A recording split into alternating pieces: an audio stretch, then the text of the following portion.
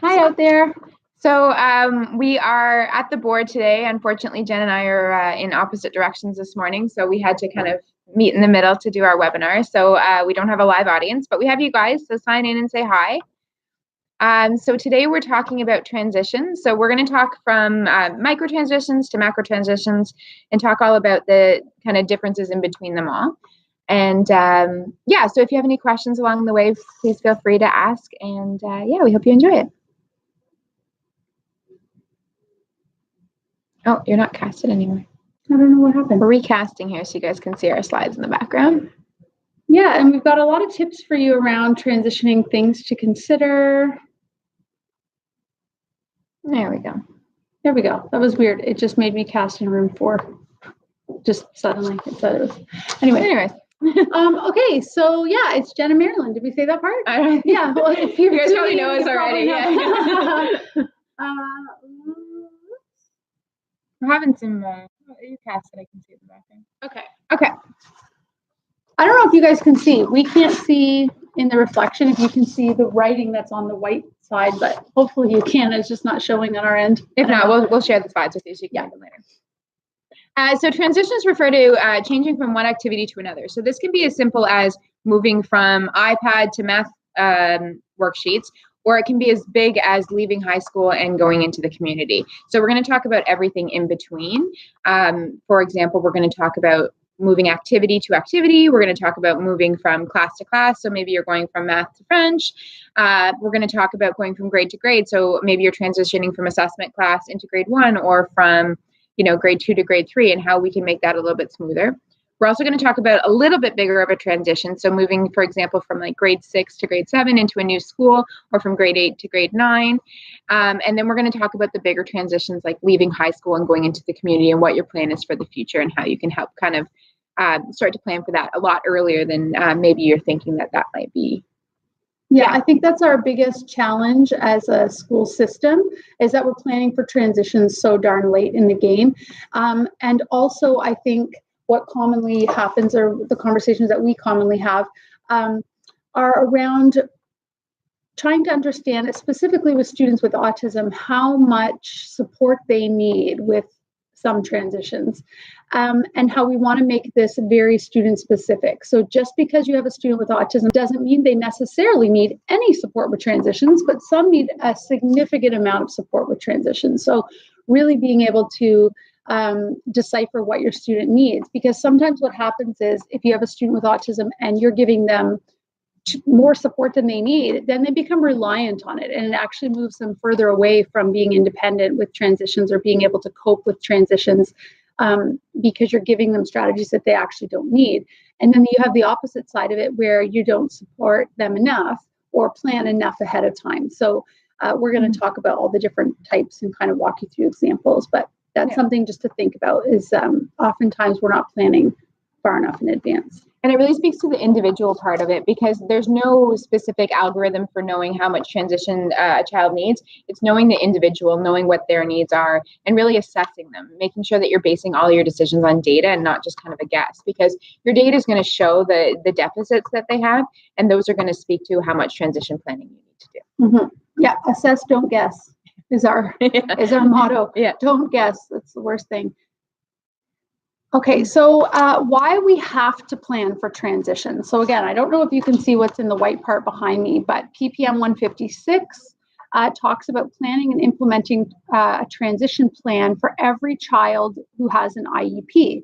Now, typically, I don't consult a lot with IEPs, but when I do, this section is always, in need of a bit of a boost, because it doesn't. This is why I say we don't think far enough in advance. We're thinking about the more immediate transitions and not necessarily how that's going to impact your student long-term, or what those long-term transitions look like. The Ministry of Education has a regulation 181/98, where every exceptional student 14 years or older requires a transition.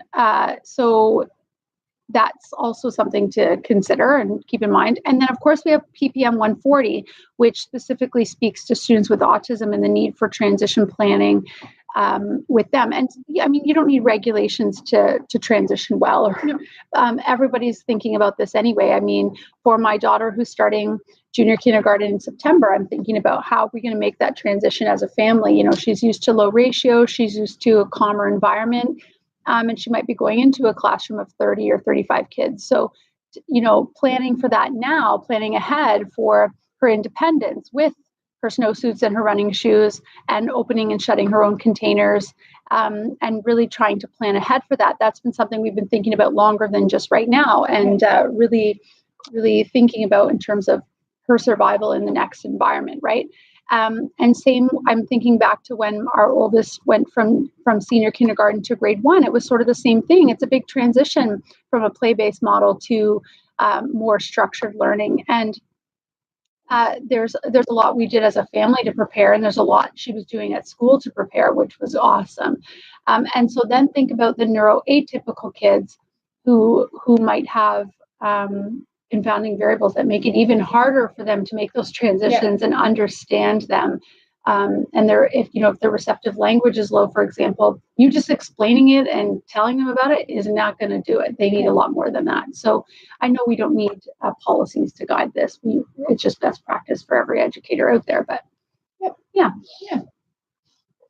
So as I said before, we're going to talk about the different types of transitions. So we're going to talk about transitions between activities. So again, that might be within the classroom or within your activity that you're actually doing. So maybe transitioning from one activity to another within the same. So something as simple as a work bin system, possibly, right? You're transitioning in between each bin. Transitioning between classes again. So you're moving from one class to another. Transitioning between grades. So again, this could look like a lot of things. So are you transitioning between an assessment grade to a grade 1, like Jen was saying, a kindergarten to grade 1, grade 3 to 4 can be a big jump again, 6 to 7s, 8 to 9, and then so on. You're going to transition between schools. So if you're moving from elementary school to a high school, or if you're simply moving schools in any grade, we want to plan that the new school is prepared for your child. Also, we want to think about private organizations transitioning from them into school full-time. So maybe they're coming more to school than they were before, or maybe they're simply starting school and they haven't been in school yet. And then even during your day, if they're transitioning half day from a private organization to school, that's a big transition too, right? Because we're looking at one-on-one or really low group ratio to now going into a full classroom, right? And maybe not quite the same level of support. And then again, the final transition into the community. So what's it going to look like for your child moving out of high school? So are they moving out at 18, 21? What is their plan after? We'll go into all those different things. So the first thing we'll start with is transitioning between activities. So this is your everyday transitions. And we kind of have 3 main areas of tips and tricks that we want to share with you. They all have corresponding videos on the Google Plus community. So you can go in that community and just type in the title, and then you'll find a video where we kind of describe it in more detail. But the first thing is trust exercises. So in ABA, we do a process called pairing, where you basically take a preferred stimulus and pair it with a neutral stimulus, or at least a less preferred stimulus. So in this situation, if I'm a classroom teacher or an EA or an ECE, I want to be very well paired with my student, meaning I'm the giver of good things, not just behavior-specific praise, but of assistance, of, if they love coloring, I'm the one delivering them the markers as opposed to them coming to the table and the markers already being there. I want to be associated with being a giver, and I want to be associated with reinforcement. And so when you're well paired, transitions are easier because your student, instead of, let's just say you're in a classroom and you're asking the student to leave a preferred task, like maybe they love coloring and you're asking them to come away from that. They're more likely going to do that if they're well paired with you, because you represent reinforcement too. So it's okay that I'm leaving this reinforcement because I'm following Marilyn, who I'm well paired with, to the next activity. And I don't mind doing that because she within herself represents reinforcement. And that really helps with the fact that a lot of people try to give a transition toy or something, which is great, but why not make the person the transition tool if you possibly can? And really pairing it and being able to give up reinforcers to a well-paired staff is what's going to do that. It's about the relationship building. Yeah. And in ABA, we have very specific ways that we build relationships. If I was trying to pair more with Marilyn, I might find out that her favorite kind of dessert is. You're not a dessert girl. I know you love Coke. I do. If I were to bring her Coke every time I see her, or talk about how much I love Coke, right. or talk about how much I love certain shows right. that she loves, I'm pairing myself with her. If every time I see her, it's with a smile and soft eyes, then she's going to realize that, you know what, she's not so bad.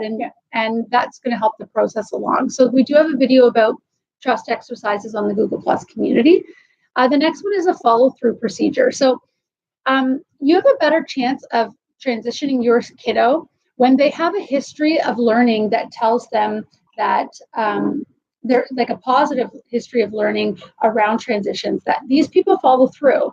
So they don't say we're going somewhere if they don't actually mean it and if they're not actually willing to follow through with it. So for example, there's a lot of kiddos out there who they transition poorly, or they struggle with transitioning because their learning history is, if I put up enough of a stink, you guys will probably give up, or you guys will probably pull enough tricks out of a hat to make me want to go. And so I'm just going to hold off. So if Marilyn told me today, Jen, I need to transition you over to Coke from Pepsi, or transition you from a least preferred to a preferred, a preferred to at least preferred, she's not going to have good luck with that if my learning history with her is that half the time she says things she doesn't mean, and she's probably not going to make me anyway, and off we go. So developing as early on as possible, like I would say from day one of you meeting the student, a learning history that I say what I mean and I mean what I say, and that I'm a consistent person in your life who cares enough about you to give you that structure and to follow through with what I'm saying. So again, there's a Google Plus community video about that on the ABA training community, so you can look at that. And then the last one is visual schedules, which can be so valuable to so many of our students, as they are to us. I know I have a calendar in my phone that gives like a textual schedule of what I need to get done in a day, and we all find those really valuable. This can look like a variety of things too. So sorry, I don't know if that's what you're about to say. But this can look like a full class schedule where everyone's following the exact same schedule. And it can also look like an individualized schedule for that learner, whereas maybe they have a visual schedule, or maybe, they're an older learner and you have it in their phone now, where they know exactly where they're going that day. So it depends on their grade and the learner as well. I mean, obviously in elementary school, they're all following the same schedule.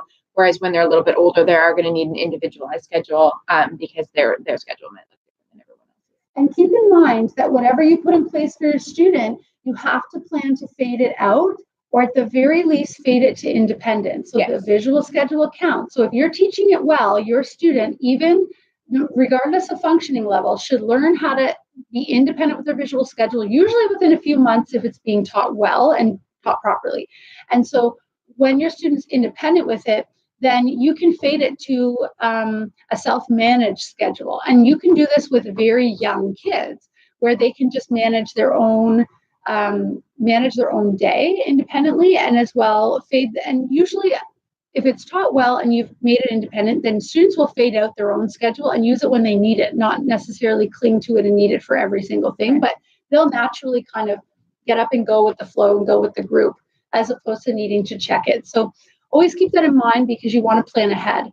The other thing too that's important is individual schedules. If you do teach it properly and your student is totally independent with it and not needing anybody to support it, that's really what you need for future environments. You don't know if your kiddo is going to have an EA next year, or going to have the same level of support, or going to have the same setup in their classroom. So plan for nothing. Plan for independence so that your student can be successful. And you're going to see the same thing at the bottom of every slide. The goal is to build toward independence in all these transitions between activities. Yeah, that's absolutely. key. Yeah, for sure. So next, what we're going to talk about is transitioning between classes. So what we want to say is all the things that we just talked about, those apply to each one. What we're going to do is continuously build on it. So of course, we're still looking at, do they need a visual schedule? Do they need a follow-through procedure? Do they need parent, right? We hope that you've already done all that within activities, so now that we can build onto transitions in between classrooms. So for in between classrooms, what we're really going to want to look at is consistency here. So are you transitioning to a new teacher? Are you transitioning to a new EA? Possibly, right? So sometimes they're moving from class to class and there's a new teacher teaching that class, or maybe a new EA is going to meet them there because this one's on break, right? So we want to make sure that everyone within that team is consistent and they're on the same page. So if there's a behavior plan, if there's skill acquisition, if there's a visual schedule, that they're all using it the exact same way with the exact same amount of prompts. So this is a good time to have a quick team meeting at the beginning of the year to say, okay, when they transition between this class and this classroom, what are you doing here? What are you doing here? We're all on the same page. Great. Because otherwise it's going to be, you're going to start to see a behavior contrast, right? Your kiddo's acting one way in one room and one way in another, and you can't figure out why. But really what's happening is not everyone's consistently following the exact same plan. So they are learning to adapt to their environment, right? And that could go either way for you. And next, what yeah, and next, what we want to look at is do accommodations need to be put in place for that transition? So something like, do they need a transition object if they're not yet paired with the individual, or even if they are paired with the individual? Sometimes the transition object just helps with keeping your hands in one place, or if they're grabby and touching things on the wall, maybe a transition item might help with that. If they're transitioning, are they bringing their communication system with them? Yes is the answer always. Yes, please. But how is that happening? Are they carrying it? If not, we want to make sure that we have a goal that they start carrying it, right? Because this is independence. We're building independence. Also, timing. So is a really loud, busy hallway a great time to bring out your learner? Sometimes they have absolutely no issues with that. Other times, if we're dealing with maybe some more aggressive behavior or some anxiety, we might need to build accommodations that they're not traveling within the halls at the busiest times, right? So those are some things that we're looking at, but we want to be looking at that early on in the year. We don't want to figure out in, February that they're now needing, a different time hallway, or that in February now we want to try to stop, any issues that are happening in the hallway. Or now in February, we're trying to plan for the fact that the student's moving on to grade 3 next year, and right. We might want to start thinking about that. It needs to be part of the plan from day one. Right. What's grade 3 look like? What are the expectations? Let's pretend there's not going to be support so we can plan for that. And then it's a pleasant surprise if he gets it, versus planning for him to have it and planning too late in the year and then you're trying to fade out things or introduce new things to get him ready for next year, when really, always be planning that way, way, way ahead of time. Because we know you have, 25, 30 other kiddos in your classroom. And we know that evidence shows that we need repetition of trials, right, to teach these skills. So what we want to do is start these skills really early so that you can get all those repetition of trials and master the skill before he moves to grade 3. Because if we're starting for May or June for grade 3, chances are he's not going to master those skills that are needed, and then he's going to be working on them once he's already in grade 3. And that's going to evoke some problem behavior if there's a skill deficit in grade 3 that they're really needing, or whichever grade that they're transitioning into. Yeah. And so take a look at our communication webinar that is on the Google Plus community, because we talk a lot about the critical communication things that need to be taught: waiting, tolerating no, expressive communication. Yeah. And we go into detail in that webinar about how to do that and make sure that that's being planned for and taught from day one, and moved along the process, because those skills are always going to need a level of maintenance from you, or a level of, they're always going to sort of be on your radar to make sure that the student has learned them, but also is maintaining them over time. So keep that in mind too. And transitioning between classes might also look like you might be just moving within that same class, same teacher, from say gym to back to the classroom. So it can be as simple as that you're changing environments with the same teacher, but we still have to make sure that we're consistent on how we're transitioning between those two places. Mm-hmm. And just remember, the goal is to build toward independence with all this. So the consistency is key, but your student transitioning as independently as possible between those classes and between the broader grades is really, really important. Yeah, exactly. And so speaking of that, transitioning between grades, so we already spoke about this a little bit, but again, we're building on already what we've already said. So remember, between grades, did your student have a visual schedule last year? If so, what was it? And was it independent, or was it self-managed? Then hopefully it was, if not, get on it right away at the beginning of September. The follow-through procedure, what is your learner's history with these things? With you have to establish a new learning history with your students. So If the students' learning history last year was that it was a bit unclear in terms of the expectations, do people actually mean what they say? Are they going to follow through? You have to establish that right from the beginning as well. So the other important thing to talk about when you're dealing with transitions between grades is that you really want to have a transition team, and you want to start the transitions as early as possible in the school year. So just in terms of thinking about what they're going to need for next year, what their situation is going to be like for next year, and start teaching to that goal now. And, teams visiting other environments is so key. So having your student, so for example, I know that, again, this is common for kinders, right? They visit grade 1, usually once or twice or sometimes more, to get a sense of what that's like. I know that's an option as well when you're transitioning into school. And so visiting those environments as much as possible, both ways, is so important for a successful transition team. So if your student's coming from a private organization, for example, going to visit multiple times and really getting a sense of what is happening with your learner in those environments is so, so critical to success. You're not going to be able to replicate a lot of it, but you're going to be able to replicate some of it and really make the transition smoother, and invite them to come see you so that they can start planning now for what they need to teach. So I just had this conversation, for example, with a private ABA provider around a student who is transitioning to a typical grade 1 classroom, probably in September.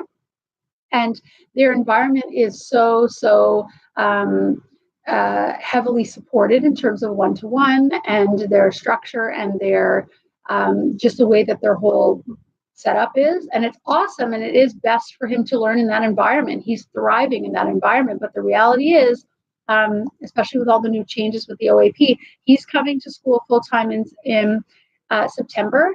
And I don't know, maybe he'll have support, maybe he won't. And so my communication with them was around what's working well for you guys that we can try to start teaching him now, but also what does a typical grade 1 classroom really look like? And can you guys start planning for that ASAP and start teaching to that ASAP in your environment so that this student has a hope of success with the transition? So those conversations and those meetings, and that classroom teacher and I are going into that environment to observe, to see what we can pull out, and we're informing them as much as possible what the expectations are going to be for this kiddo in grade 1. So that's just an example of how you can be working with those environments to make sure that they're working for you and you're working for them, and we're all kind of in this together with the student at the heart of it. And these are some questions you want to be asking them, right? So how does the child transition in that environment? What are they doing to support that? What is the schedule of reinforcement there, right? We need to know how often they're accessing reinforcement, because can you pause that and explain scheduled reinforcement in detail? Absolutely. Yeah. So how often are they accessing a form of reinforcement based on the amount of demands that are being placed on them? So are they required to work for 5 minutes and then they access reinforcement? Are they required to work for 20 minutes and then they access reinforcement? That's the kind of questions we want to be asking that team, so that they understand, or so that you can understand how you can try to bring some of what they're doing into the school environment. Because those are things that we can bring with us.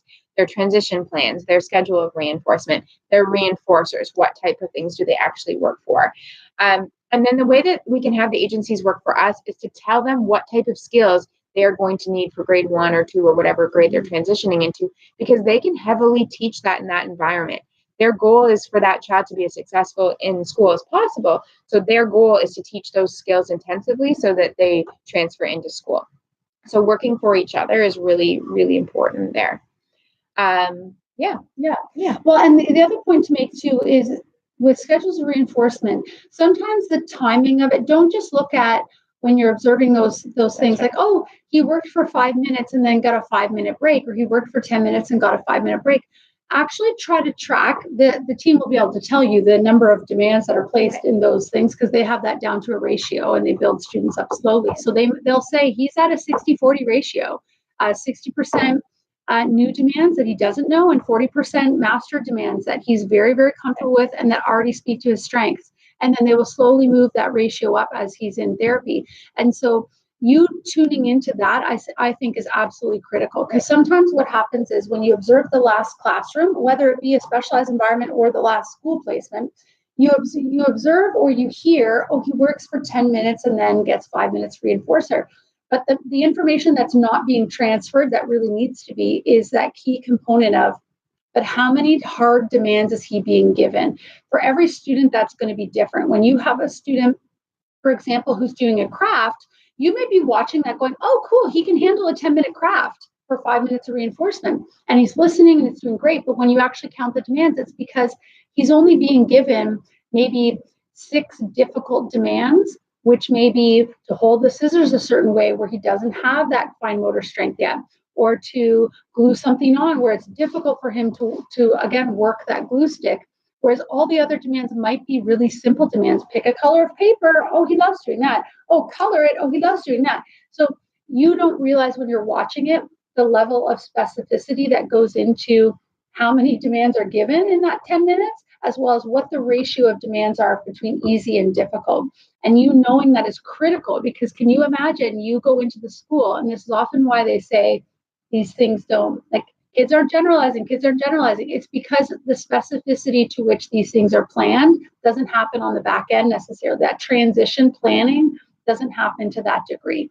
And so if you have that kid next year and you're like, oh, great, 10-minute craft, but all you're doing is cutting, pasting, hard, and there isn't enough of those easy skills that your student perceives as really, really, really easy kind of high probability skills, then your ratio is so skewed and your 10 minutes isn't going to work out. So, and if you're not sure, ask them what the built-in reinforcers are. Because chances are that's also happening throughout the craft. So they know that he loves transformers. They know that he loves the blue paper. So that's already been picked because they're going to really focus on maybe cutting. So we're going to cut out a transformer and we're going to use the blue paper, right? So are there other reinforcers built in that maybe you're just not necessarily noticing as a reinforcer because they're not as obvious? So that might be part of what's happening too. So although it may appear that they're working for 10 minutes for a reinforcer, maybe it's simply cut this and then you get your favorite transformer picture. And that's very less, that's only one demand for a reinforcer, right? Yeah.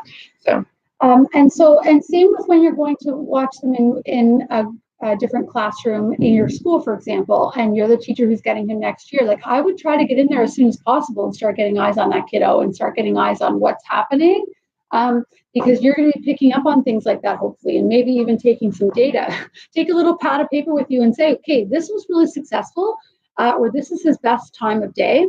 Let me track how many, difficult things he's doing, how many easy things, what the embedded reinforcers are, and then you can actually use data to make decisions around how you're going to continue that success for next year. Yeah.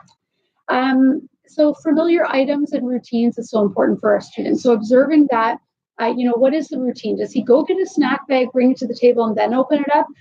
Or is his routine that it's already in a bin for him, or is it in his backpack? Those little things really matter because we know our students with autism specifically aren't the best at generalizing their skills and generalizing their knowledge. And so if somebody says to you, it's a mastered skill, or last year he never had problems getting his lunch bag when the bell rang or when he was asked or told to go get his lunch, but now he just is struggling. It could be something as small as where he's getting it from or where it's been located. So think about those things. And again, remember, the goal is always to build toward independence with our students. So if they can't do a lot of this stuff on their own, then we're not doing our due diligence in teaching them well. We have to build them toward independence. The more we make them reliant on another person to be involved in any of their transitions, then the harder it is. So between the grades, think about that. Think about those things and how you can fade them out now to get them ready. Yeah, and for the familiar items, do they have things that they're already currently using that we can use in the next grade? So if they've already got a visual schedule, let's use the same one so they're already familiar with it instead of making a new one. Or if they're already using some sort of visual prompt, using the same one. If they have, a favorite toy in that classroom, can it go with them? Possibly, right? Like sometimes that's a thing. Do they have a favorite book that goes with them? Something like that. So when they arrive in the new environment, there's familiar items there. And I mean, that's something we do with all kiddos when we're transitioning, but specifically with our kiddos with autism, we want to make sure that we're allowing those familiar items to travel with them. And what would be very beneficial for that transition team to think about on all ends is, let's not transition things just because they're there. Right. Let's actually make sure they're working for the student. So if your student has a visual schedule, somebody's got to take some data before the transition happens. Like right now, this time of year would be great. How are they doing? How independent are they? Are we teaching it? Hopefully, if it's been since September, they are definitely independent by now. And if they're not, something's going wrong with our teaching there. So we need to revisit that, and we need to revisit it now. There's no point in transitioning a visual schedule to next year if this whole year your students never used it independently, needed tons of support, and it wasn't well taught. Yeah. There is no point in bringing that with you, and especially sometimes if it's evoking problem behavior. Yeah. So that can sometimes happen with these things. So now is a good time for the transition team to say, let's take some data, some cold, hard data, and make a database decision around what's working, what's not, what we actually want to carry over. If something's not working now, you've got from now till maybe May or June to try to intensively teach it. And again, if we work in your schools, give us a shout. We'll come help you do that. We'll call your ASD team if the student specifically ASD. And get some support around how to do that so that in May or June, again, you're doing another probe. Is my data showing that he's independent after another 4 months of teaching? Right. If not, don't transition that item. Right. Yeah, absolutely. So go back to the drawing board and think what would actually be successful for your student. Yeah. Yeah. So just as we would want to say, what should we keep? We also want to say, what should we get rid of? Yeah. Right. Yes, like that's the key, because sometimes you want to blank slate it because it's like none of the stuff worked. Okay, so next we're going to talk about transitioning between schools. So these are more of a bigger transition. So possibly leaving grade 6 to grade 7 or 8 to 9, or maybe they're leaving assessment and going back to their home school, or ECL going back to their home school, or going from the home school to a new ECL, or ECL to ECL. I mean, there's lots of different transitions that they could be leaving different schools. Well, yeah, you think about, I just spoke to a staff member in a senior ECL class who said to me, this student in their school career went to assessment and 4 different ECL classes. So the student's been in 5 different schools within our city, which has been really, really difficult for transitioning because the consistency across those environments, the amount of communication between those environments, all of that stuff, this teacher felt was very compromised. And can you imagine any student going from 5 different schools? That's really, really hard. All new staff, all new kids. Well, sometimes all new kids, all new routines, all new expectations. I mean, it's very, very, very difficult. So think about that, because I didn't really think about that in that way until she said that. And I kind of went, oh my gosh, you're right. There's a lot of transitions this kiddo's had that are huge school, like from transportation in the morning, right from the moment they open their eyes to the moment they get home. Everything's different. Everything is different. There isn't one thing that's consistent across those environments. Like, it's kind of crazy, but so what we want to do for this is we want to start planning early. We have a 5-year rule, so whenever possible we want to be planning 5 years ahead for these big transitions, especially, which is crazy because you have to think, I'm not even at the next transition, I already have to plan for that one that's a couple of years down the road. But yes you do. And the reason for this is because we know that we can't just teach the one skill that's needed. Typically what we need to do is teach a lot of precursor skills and then get to that skill. So for example, something like a safety skill, maybe for teaching stop, there's a whole lot of skills that come before that. Or something like a visual schedule, if that's something that the child needs. There's a lot of skills that come before teaching that, right? Or a lot of little steps. So we're really planning far ahead. The other thing is, if we're planning for high school in grade 8, we're not going to have enough time to teach all of those skills in grade 8 for them to move into grade 9. There's no possible way. Even if they were in a one-on-one environment, that's just not possible. So we really want to be thinking ahead for those big transitions. What are they going to be needing to do in high school? What skills can we be teaching now that build up to that?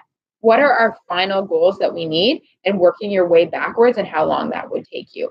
And I mean, the rule of thumb is 5 years, and it seems like a lot, but we really need to remember that there are a lot of skills to teach. And our other kiddos have been learning these skills throughout that time as well, right? Right from grade 5, they're starting to think about high school and things that they're going to need. So we want to be thinking about the same thing, but our skills might be a little bit different than what we're teaching. We want to fade out our strategies as much as possible, because as we know in high school, they are going to be seeing a lot of teachers, a lot of EAs, and a lot of different environments in one day. And so whenever possible, we want to fade out as many strategies so that those don't have to transfer with them. and that we're not having to now reteach all those strategies in the different environments. I think the fallacy is that, well, the student's successful with the strategy, therefore he needs his strategy forever. Right. But that's not true. That is not what research shows. Research shows if you've taught it well and they're relying on the strategy, you can fade it out systematically in a planned way through using applied behavior analysis to make them independent. And really the strategy was used to bridge a gap. Yeah. And then once they're there, okay, now we can fade it back. So sometimes we inadvertently make students reliant on a strategy, or we are reliant on a strategy because we're too afraid to fade it out or don't know exactly how to get it faded out. And then so, the student ends up sort of clinging to a strategy as a lifeline instead of building in the independence that they have. So it is a fallacy that just because the strategy is working, we don't want to fade it out. We do want to fade it out for sure if we can. Yeah, absolutely. And just as we had the goals that when we talked about the communication webinar, we had those goals that were critical communication skills. So like we said, waiting, accepting reinforces, giving up reinforces communication. We have some similar goals that are transitioned to adulthood goals. So things like safety, hygiene, what else do we hear? Living arrangements, cooking. What are we doing to plan ahead for them to have those skills in high school? Typical grade 9, what skills did they have? So how can we build towards that? Hygiene skills. Are they toileted? Can they be toileted? Can they wash their hands independently? Can they dress themselves independently? Exactly. Yeah. And although those might not necessarily be things that you're programming for, like something like showering, but you may be teaching some of the precursor skills to that, right? And even just you might be teaching the routine of what that looks like and transitioning it to home. So what we really want to do is that's a really great time, 5 years ahead, to have that meeting with parents. What do they have now? What skills do they have?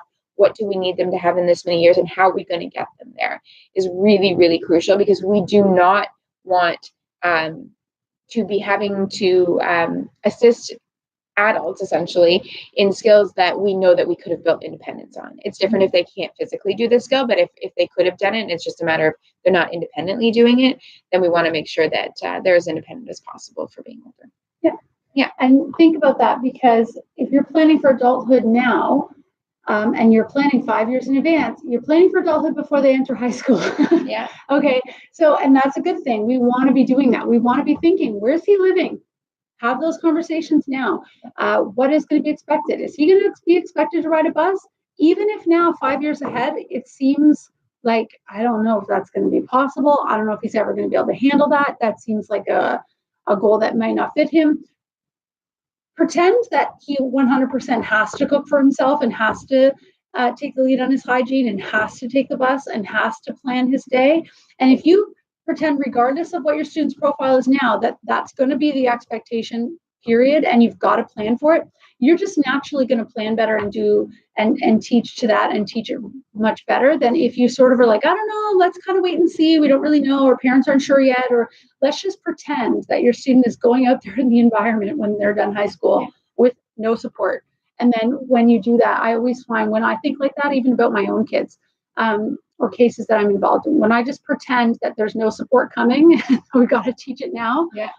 I just have a different approach and a sense of urgency to prioritizing those lifelong sort of skills for life. Yeah. And I mean, sometimes it's simple skills, like something as simple as being able to open a combination lock, right?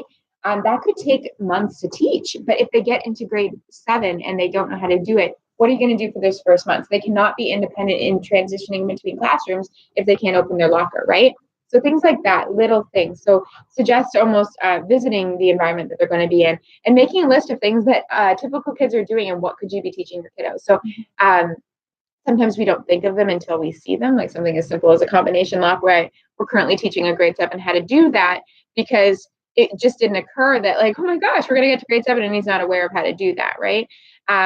So visiting that environment, writing down some of those things, speaking to the environment, so whether it's the high school or whatever it's going to be next, what skills do they need in that environment in order to be successful, and teaching ahead for them. Yeah. Okay. All right. And last but not least, transitions to the community. So again, we already spoke to this a little bit, but we still want to be keeping in mind all the other transition slides that we had and tips and tricks that we kind of have. But again, starting early, the 5-year rule definitely applies here. you've been planning for these things already. So it isn't that last minute kind of what are we going to do next year kind of conversation, or what are we going to do in 2 years. You want to make sure that we already, and again, every year your plan is going to change a little bit, right? You're going to be shifting, guiding, you know what, the plan might change as to where he's going, or we don't know yet. But again, if you're just planning for as much independence throughout the day with all skills as possible, then you're going to create a winning combination of things. So think about job placement and post-secondary education. Safety and self-advocacy skills are huge and so critical. But planning for them, I guess, as early as possible. I know that some students I work with, for example, we're trying to plan ahead for big transitions that they have coming, but they're not the September transitions. We're planning ahead for the transitions 2 and 3 years from now, of things that are going to be happening for them that we need to start teaching. And then we have conversations around, well, what skills are involved? Does the student even have the prerequisite skills to learn those? If not, that's where we start. If they've got the prerequisite skills to learn those, okay, then we need to heavily get involved. So just always think 5-year rule. And remembering that a lot of these post-secondary things like jobs, placements, living arrangements can take years to be on the list. So possibly whenever possible, getting them on the list for services as soon as possible, entering grade 9.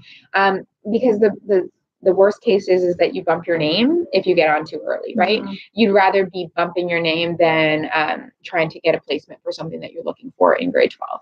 And that can be a real concern for parents because these services are far and few between. And so getting on a wait list is really important to get on there early. And even for your higher functioning students to allow them some self-advocacy around where they're going, like visiting those environments more than one time, but visiting those environments several times to actually see what they're doing, see if your student has some motivation for that, because you want their buy-in to try to work toward the skills they need for that environment. That's really critical. I'm doing that with one case that I'm working with right now, where we're getting the students' input and then trying to motivate that way is, what do you want to do? Okay, cool. Let's go now and check it out. And let's go check it out several times so that you really have a good handle on, that motivation or that intrinsic motivation to keep working toward it and to hone some of the skills that you're going to need. And so I think that can work for you as well. Yeah. Cool. So again, the goal is to build toward independence with all of these skills. And so we're just in the middle of a live webinar. We'll be about 2 minutes. Yeah. So sorry, we had the room booked till 9. Yeah, literally we've got 2 minutes.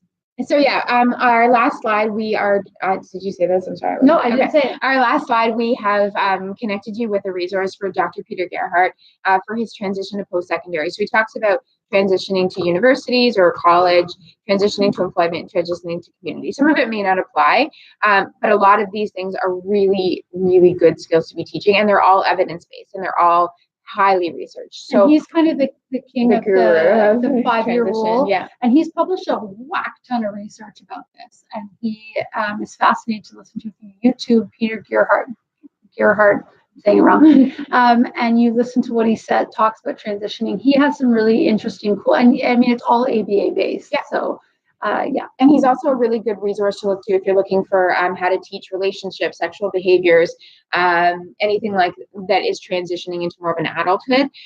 He has very good webinars on all those things, and we can't get into them all today, but they're all really important skills for your student to know before they go off on their own independently. Yeah, so by the end of elementary school or mid-elementary school, you already want to be consulting guys like that and consulting that literature to plan ahead for what you can do now. Yeah. So thanks for joining us. We'll post the webinar, and we will also post the slides so that you can check those out as well. And we will see you next month. Okay, bye. Have a great day.